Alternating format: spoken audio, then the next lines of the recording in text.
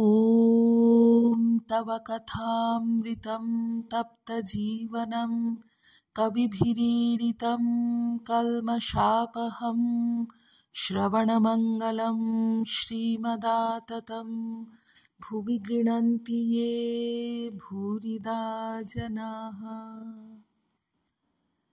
ঠাকুর শ্রী রামকৃষ্ণ দক্ষিণেশ্বর মন্দিরে ভক্ত সঙ্গে 1884 25শে মে।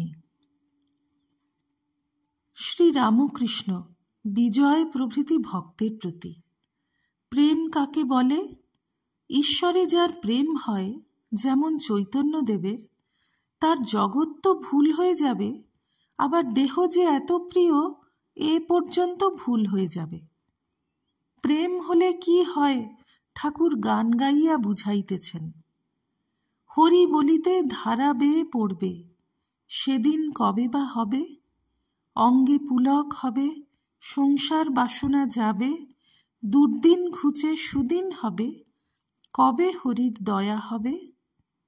ঠাকুর দাঁড়াইয়াছেন ও নৃত্য করিতেছেন, ভক্তেরা সঙ্গে সঙ্গে নাচিতেছেন। ঠাকুর মাস্টারের বাহু আকর্ষণ করিয়া মণ্ডলের ভিতর তাহাকে লইয়াছেন। নৃত্য করিতে করিতে আবার সমাধিস্থ, চিত্রার্পিতের ন্যায় দাঁড়াইয়া। কেদার সমাধি ভঙ্গ করিবার জন্য স্তব করিতেছেন।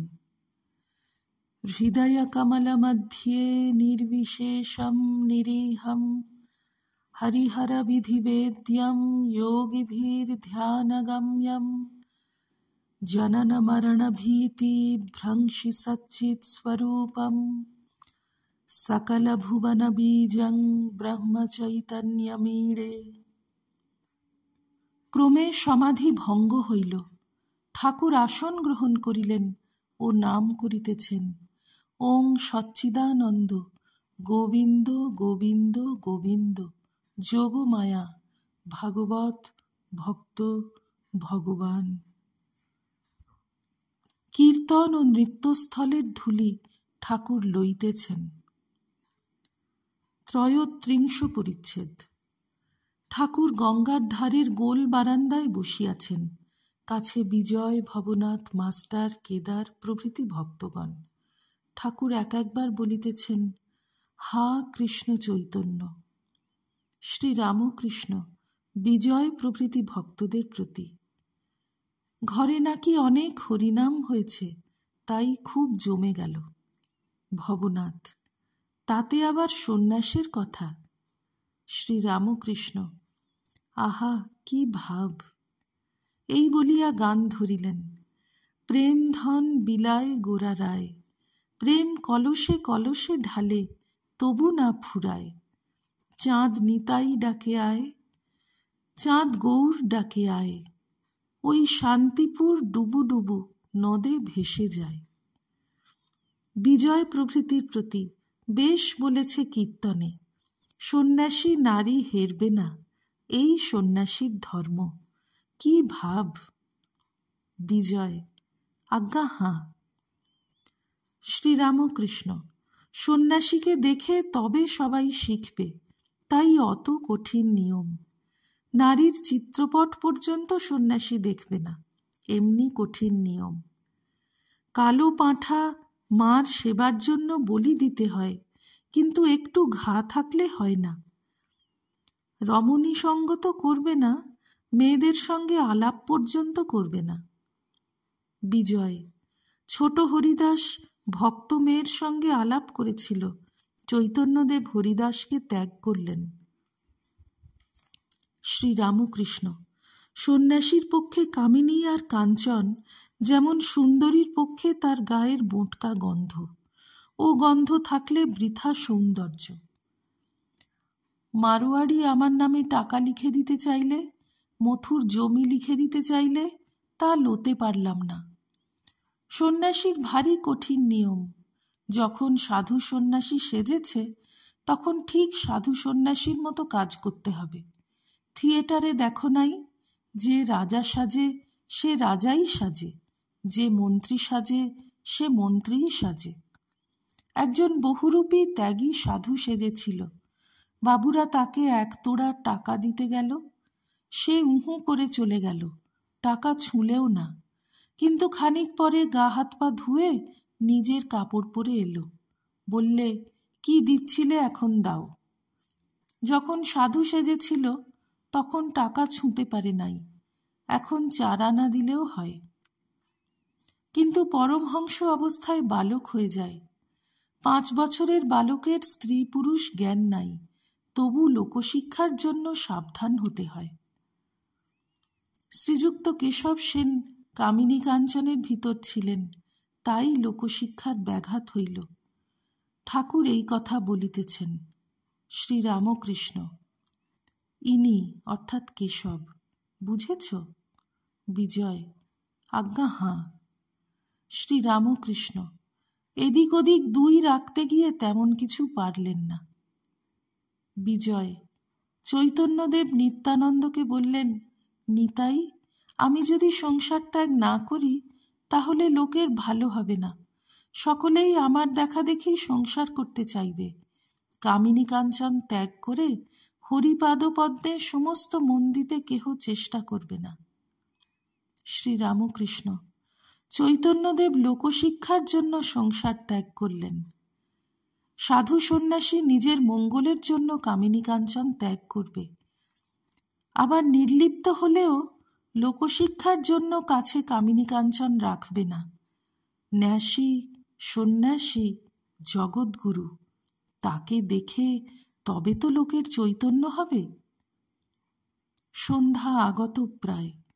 ভক্তেরা ক্রমে ক্রমে প্রণাম করিয়া বিদায় গ্রহণ করিতেছেন। বিজয় কেদারকে বলিতেছেন, আজ সকালে ধ্যানের সময় আপনাকে দেখেছিলাম, গায়ে হাত দিতে যাই, কেউ নাই। শ্রীযুক্ত সুরেন্দ্রের বাগানে মহোৎসব। প্রথম পরিচ্ছেদ। আজ ঠাকুর সুরেন্দ্রের বাগানে আসিয়াছেন। রবিবার, 2রা আষাঢ়, জ্যৈষ্ঠ মাসের কৃষ্ণা ষষ্ঠী তিথি, 15ই জুন 1884 খ্রিস্টাব্দ। ঠাকুর সকাল 9টা হইতে ভক্ত সঙ্গে আনন্দ করিতেছেন। সুরেন্দ্রের বাগান কলিকাতার নিকটস্থ কাঁকুরগাছি নামক পল্লীর অন্তর্গত। নিকটেই রামের বাগান, যে বাগানে ঠাকুর প্রায় 6 মাস পূর্বে শুভাগমন করিয়াছিলেন। আজ সুরেন্দ্রের বাগানে মহোৎসব। সকাল হইতেই সংকীর্তন আরম্ভ হইয়াছে। কীর্তনিয়াগণ মাথুর গাহিতেছে। গোপীদিগের প্রেম, শ্রীকৃষ্ণ বিরহে শ্রীমতীর শোচনীয় অবস্থা সমস্ত বর্ণিত হইতেছিল। ঠাকুর মুহুর্মুহু ভাবাবিষ্ট হইতেছেন। ভক্তগণ উদ্যান গৃহ মধ্যে চতুর্দিকে কাতার দিয়া দাঁড়াইয়া আছেন। উদ্যান গৃহ মধ্যে প্রধান প্রকোষ্ঠে সংকীর্তন হইতেছে। ঘরের মেঝেতে সাদা চাদর পাতা ও মাঝে মাঝে তাকিয়া রহিয়াছে। এই প্রকোষ্ঠের পূর্বে ও পশ্চিমে একটি করিয়া কামরা এবং উত্তরে ও দক্ষিণে বারান্দা আছে। উদ্যান গৃহের সম্মুখে অর্থাৎ দক্ষিণ দিকে একটি বাঁধাঘাট বিশিষ্ট সুন্দর পুষ্করিণী। গৃহ ও পুষ্করিণী ঘাটের মধ্যবর্তী পূর্ব পশ্চিমে উদ্যান পথ। পথের 2 ধারে পুষ্পবৃক্ষ ও ক্রোটনাদি গাছ। উদ্যান গৃহের পূর্বধার হইতে উত্তরে ফটক পর্যন্ত আরেকটি রাস্তা গিয়াছে, লাল সুরকির রাস্তা। তাহারও 2 পাশে নানাবিধ পুষ্পবৃক্ষ ও ক্রোটনাদি গাছ। ফটকের নিকট ও রাস্তার পূর্বধারে আরেকটি বাঁধাঘাট পুষ্করিণী। পল্লীবাসী সাধারণ লোকে এখানে স্নানাদি করে এবং পানীয় জল লয়। উদ্যান গৃহের পশ্চিম ধারেও উদ্যান পথ, সেই পথের দক্ষিণ পশ্চিমে রন্ধনশালা। আজ এখানে খুব ধুমধাম, ঠাকুর ও ভক্তদের সেবা হইবে। সুরেশ ও রাম সর্বদা তত্ত্বাবধান করিতেছেন। উদ্যান গৃহের বারান্দাতেও ভক্তদের সমাবেশ হইয়াছে। কেহ কেহ একাকী বা বন্ধু সঙ্গে প্রথমোক্ত পুষ্করিণীর ধারে বেড়াইতেছেন। কেহ কেহ বাঁধা ঘাটে মাঝে মাঝে আসিয়া বিশ্রাম করিতেছেন। সংকীর্তন চলিতেছে। সংকীর্তন গৃহমধ্যে ভক্তের জনতা হইয়াছে। ভবনাথ, নিরঞ্জন, রাখাল, সুরেন্দ্র, রাম, মাস্টার, মহিমাচরণ ও মণি মল্লিক ইত্যাদি অনেকেই উপস্থিত। অনেকগুলি ব্রাহ্মভক্তও উপস্থিত। মাথুর গান হইতেছে। কীর্তনিয়া প্রথমে গৌরচন্দ্রিকা গাহিতেছেন। গৌরাঙ্গ সন্ন্যাস করিয়াছেন, কৃষ্ণ প্রেমে পাগল হইয়াছেন। তাঁর অদর্শনে নবদ্বীপের ভক্তেরা কাতর হইয়া কাঁদিতেছেন। তাই কীর্তনিয়া গাহিতেছেন, গৌর একবার চলো নদিয়ায়। তৎপরে শ্রীমতীর বিরহ অবস্থা বর্ণনা করিয়া আবার গাহিতেছেন, ওম নিরঞ্জনম নিত্যমনন্তরূপং ভক্তানুকম্পাধৃতবিগ্রহং বৈ ঈশাবতারং পরমেশমিড্যং তং রামকৃষ্ণং শিরসা নমামঃ।